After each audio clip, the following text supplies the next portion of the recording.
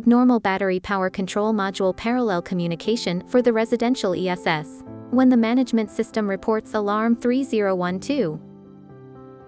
Check whether the cascading communications cables are reversely connected or not connected.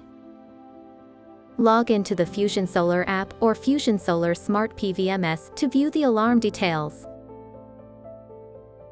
1. Log into the Fusion Solar app and send a shutdown command to the inverter. Perform the power off operations in the sequence as shown in the figure.